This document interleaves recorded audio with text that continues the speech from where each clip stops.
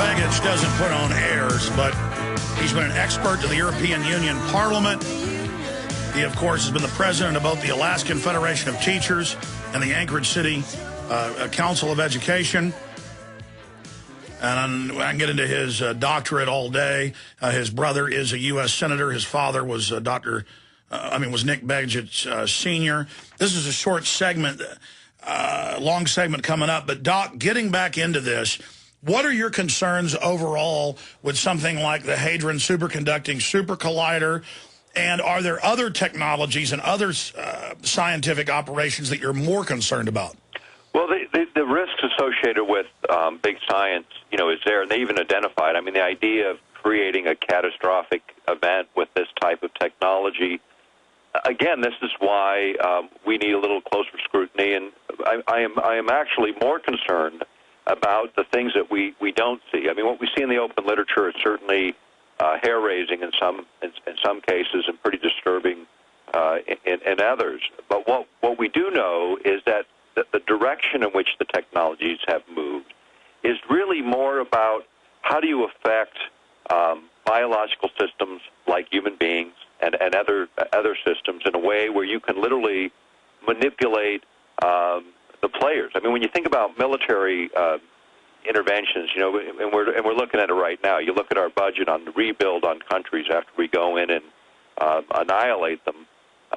It's pretty costly expense, and a lot of this is based on the idea that, hey, is there a better way? Is there a way to affect the human beings without tearing up their infrastructure so we have to rebuild it? And there is, and it's this direction in technologies that allows that possibility. And the difference is when you start to target the human being in this way, it is much, much different than bombs and bullets, and starts to raise the bigger kinds of questions of, what's rational. I mean, we've said biological and chemical weapons are immoral, and yet weapons that affect in a much more profound way than chemicals aren't even restricted at all. And this, I think, is critically important, is the reactions of chemicals or chemical constituents that were so appalling in World War I have been replaced by electronic systems that essentially deliver the same kind of effects. So we're not talking about a different outcome.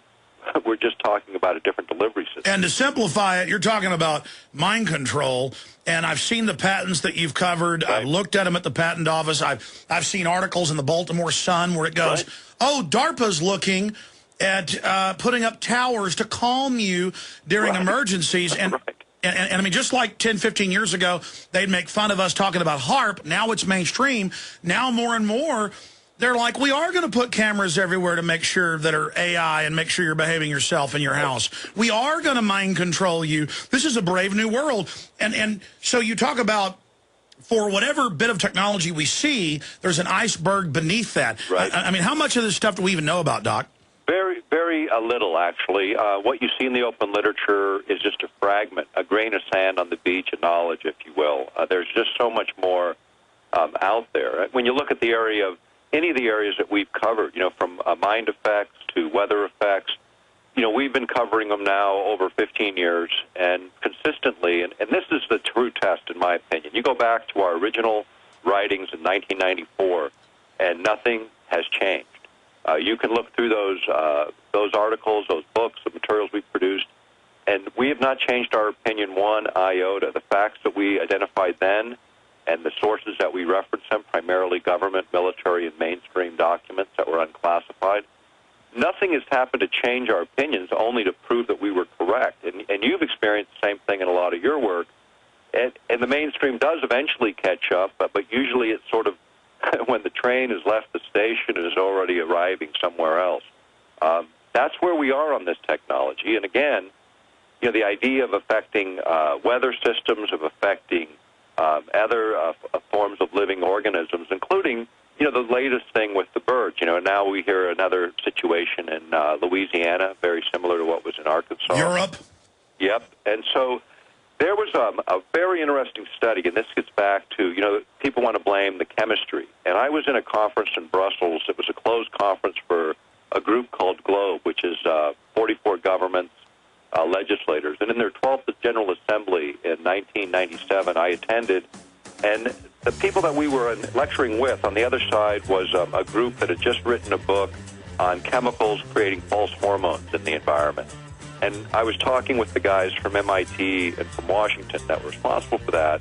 And the overlay is energy itself, because it triggers very bizarre chemical reactions. That's right. Instead of putting chemicals in you, they can use harmonics or waves to make you produce it yourself. Stay there, doctor. We'll be right back. I'm Dr. Nick Begich, riding shotgun with us. Honored to have him. We're going to go back to him in a moment. You know, we're carrying 2 new films, one of which I produced. One illustrates the political rulers of this planet and their open call to set up a global planetary dictatorship for the orderly population reduction of at least 80% of the planet.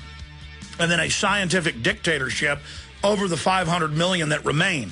So we know they've built this system and are accelerating its completion, and we know that they do not have our interest at heart. That is covered in the film Invisible Empire, A New World Order Defined, Jason Bermas's excellent work, available at Infowars.com. And then this film, What in the World Are They Spraying? Getting into now so many of the public admissions of the geoengineering. Just what the researchers 15, 16, 17 years ago said, aluminum dioxide, barium salt. Turns out that's exactly what they are spraying. The patents for mixing it in the jet fuel, you name it. It is What in the World Are They Spraying? All available at the online video bookstore of Infowars.com. And they are discounted. I might add for you. You can also call toll-free 888-253-3139, 888-253-3139, or write to us, P.O. Box 19549, Austin, Texas 78760. Going back to Dr. Nick Begich, start over because that was a short segment. You got interrupted by the break. You were getting into going to this important global meeting. You've also advised the EU Parliament. You also, again, are really covering serious issues here. Right. And so go back to the point. You were having an argument. Will it be chemical suppression? We know that's the old 60-year-old system of fluoride in the water. Or will it be electromagnetic? Go ahead. Right. And so we have this discussion, and the biggest concern of the folks with the chemical model was, yeah, and their answer ran kind of like this. Yeah, we know about all that, but it's hard enough to tell the public about the chemicals, much less their interactions now with all these various forms of energy surrounding us. But let me explain just a little bit. You know, when you look at Tesla's work, and I've read all of his patents, I've looked at all of his work in English and in German, and in looking at Tesla, his big thing really boils down to one thing, and it's resonance, harmonies. The ability to transmit a signal and receive a signal has everything to do with resonance and creating resonant signals and reactions. And so when you look at that in sort of the mechanical side of the world, although he did touch into health issues through his dithermy units and others, then I look at my good friend Reijo Michaela's work as an electrophysiologist, looking at the same mechanism but applying it to living things, particularly humans. When you look at how that works, is you can have, for instance, all of us have a little bit of iodine in our body, and we need that, and it regulates a lot of our biological functions. If we don't have enough, we got problems. If we have way too much, we have a toxic situation.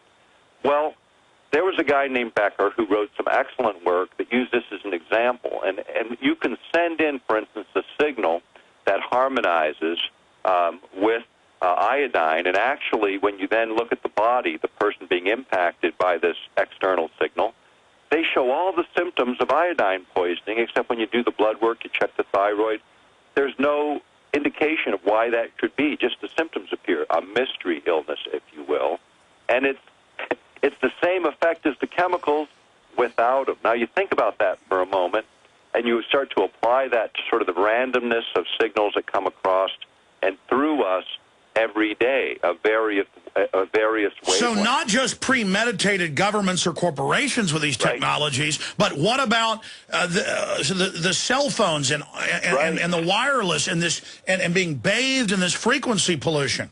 This is actually in Europe, and I know people are going to say it's another greeny conspiracy, but actually it's not. There was a Swiss reinsurance went and looked at the insurance industry, and they are like one of the guys that tell the rest of the industry, hey guys, don't insure these risks because you'll lose your rear end. And what they said about electromagnetic pollution, or what they call electrosmog, is anyone who insures these kinds of risks in terms of physical effects, it will likely lead to the bankruptcy of the insurance industry if we start to insure these risks. And even Lloyd's of London, at my last check, would not sign on to biological risks, to risks of, say, cell phones affecting or creating tumors or this kind of thing, because the scientific literature is telling the insurance industry, which tends to respond a little bit faster than most because they have real money at stake, won't insure these risks. Now, if you take that and you overlay it across everything we've done, and this is one of the observations in Europe.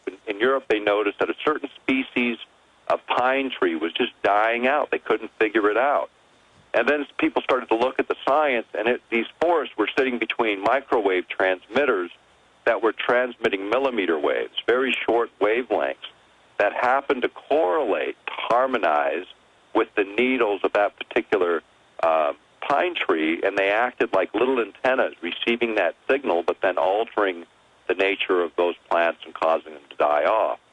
That is how resonance works. You know, when you think about the bees and what's going on with bees right now. And by the way, I mean, just to interrupt you, because I want to, that was all over mainstream news in the last month. It is confirmed that this is going on, but I've just talked to highway repair crews.